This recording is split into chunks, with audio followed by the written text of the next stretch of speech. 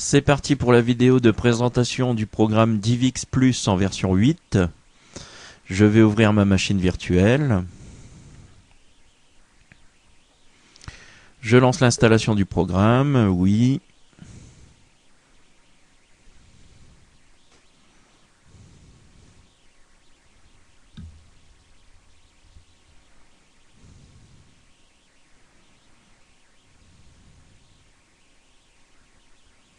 Alors, installation de DivX Plus, choix de la langue français, suivant.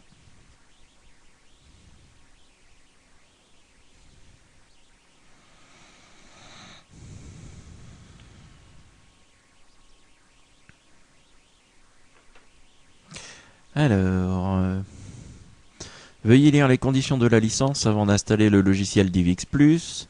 J'accepte les conditions du contrat de licence, accepter. Nouveau composant, donc je vais tout sélectionner, DivX Plus Codec Pack, le converteur, le player et le web player. Ajouter les raccourcis sur le bureau, on va laisser, suivant. Analyse gratuite des performances de votre PC par PC Tool. Alors comme d'habitude, quand on me propose quelque chose, je refuse. Suivant.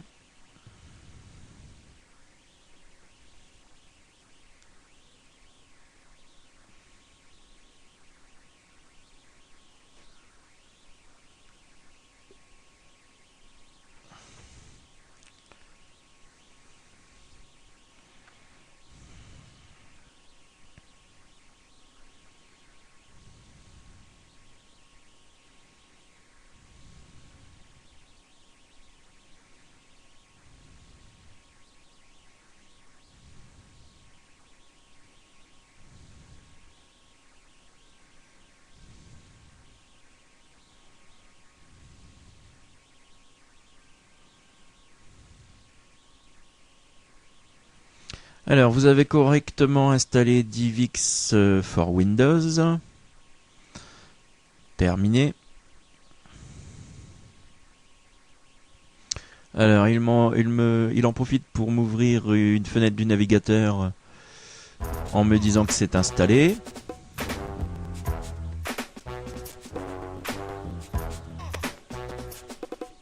Vous pouvez facilement emporter vos films de votre ordinateur vers le téléviseur et en déplaçant avec les appareils DivX en déplacement. Regardez vos vidéos, DivX, AVI, MKV, MP4, Move. On va fermer la fenêtre. Alors, je vais faire un petit peu de tri. On va aller voir donc DivX Plus. J'ai une assistance DivX qui va renvoyer vers le site officiel en français. J'ai recherché les mises à jour qui vont en profiter. Donc soit instantanément vérifier l'existence de mises à jour en cliquant ici. Donc aucune mise à jour. Et ici, intervalle de recherche des mises à jour tous les 3 jours, jamais, chaque jour, chaque semaine ou chaque mois.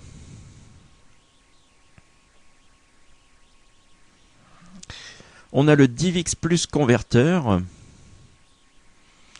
Alors, il me reste 15 jours de votre évaluation gratuite de DivX Plus converteur. Alors, si jamais j'ai un lien acheter maintenant, et lorsque je l'ai acheté, je peux saisir le numéro de série ici. Moi, je vais continuer tout simplement l'évaluation. Alors, pour l'exemple, j'ai pris le trailer, c'est-à-dire la bande-annonce de Sintel, qui est une animation créée avec des logiciels libres. Ici, j'ai ajouté des fichiers. Je clique ici. Alors, en format de fichier, j'ai DivX, AVI, MKV, WMV, ASF, MPEG, etc. WMV, VOB. Enfin, il prend pas mal de formats de fichiers quand même. Alors moi c'est un fichier MP4, je vais prendre mon fichier MP4. Il en profite pour l'analyser. Voilà. Et donc ici j'ai le choix du profil. Soit plus HD qui va me faire du MKV en H264 et pour le son AAC AC3, c'est-à-dire une excellente qualité. J'ai le choix de la HD en AVI, DivX et MP3. J'ai la HD à 720p, toujours AVI, DivX, MP3, AC3. J'ai le Home Theater qui crée des fichiers DivX jusque 720 par 576. Et j'ai enfin une version mobile jusqu'à 320 par 240. Alors moi je me situe dans la catégorie HD avec ma vidéo, même si c'est un peu moins que la vraie qualité HD. Ici j'ai le choix de piste audio si jamais j'en aurais plusieurs. Ici j'ai le répertoire de sortie, je vais le changer. Je vais mettre ça sur le bureau. OK. Et voilà, vous n'avez plus qu'à cliquer sur commencer. Et mon fichier qui est au format MP4 va se convertir au format DivX.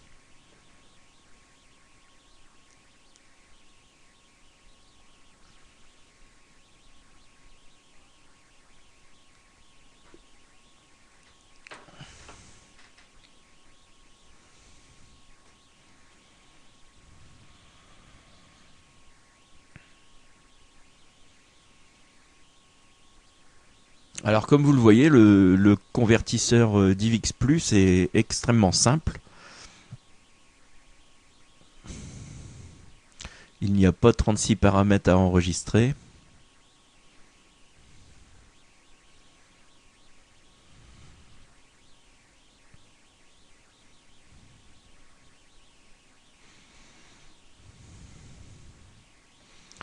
Voilà, il a bientôt fini.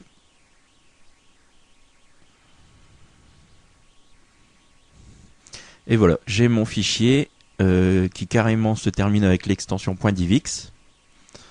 On est sûr et certain que c'est du DivX.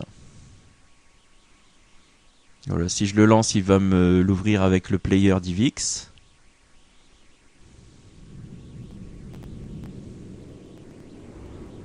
Oula, ça rame un petit peu en plein écran en machine virtuelle. Je vais le laisser juste comme ça. Voilà, je vais arrêter là. C'était juste pour montrer que le fichier fonctionne bien.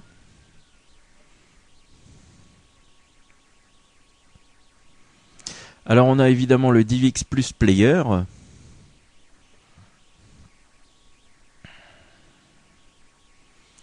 Fichier, ouvrir la vidéo. Donc il prend pas mal de formats de fichiers. Je vais essayer de me mettre le plus possible sur la droite.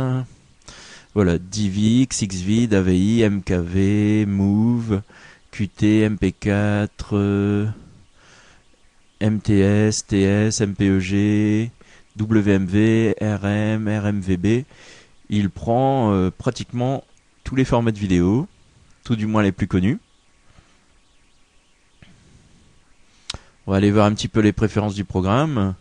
Donc j'ai un onglet général avec des préférences générales, comme le dossier vidéo par défaut, désactiver les annonces publicitaires dans le lecteur, toujours afficher DivX Plus Player au-dessus des autres applications, l'association de fichiers vidéo avec les formats que je vous ai dit. On a ici la vidéothèque avec quelques options, des options de lecture comme la lecture en boucle, redimensionner le lecteur à la taille des vidéos, le choix de la langue des sous-titres. D'ailleurs on a un onglet sous-titres. Et un menu avancé.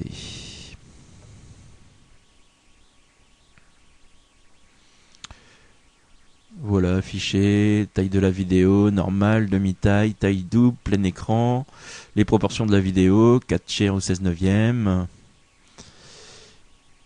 Transférer les vidéos vers l'appareil, donc ça c'est les options qui se trouvent sur la droite du player. On peut graver les vidéos carrément. On a un DFX amélioration audio, ce qui permet d'améliorer donc le son avec un 3D surround par exemple, un boost dynamique, hyper basse, etc. L'option toujours au-dessus, l'option lecture en boucle. On a accès à de la VOD, de la vidéo à la demande. Donc il faut avoir un compte DivX.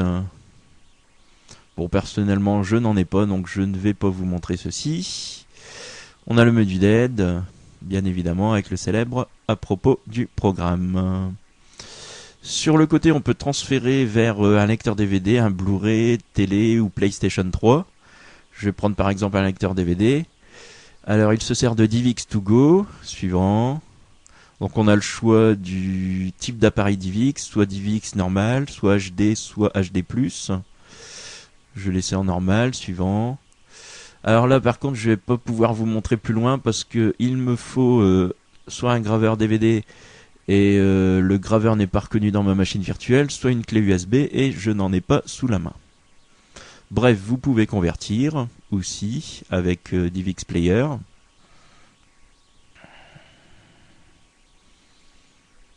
Vous pouvez bien évidemment enregistrer votre produit, rentrer le code pour débloquer.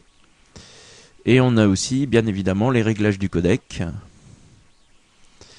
Désentrelacer la vidéo, des entrelacements sur le matériel, le H264 déblocage, multiprogrammation, latence faible, etc., etc. Et bien évidemment, vous pourrez encoder vos vidéos au format DivX. Dans n'importe quel programme de vidéo, vous aurez accès au format DivX.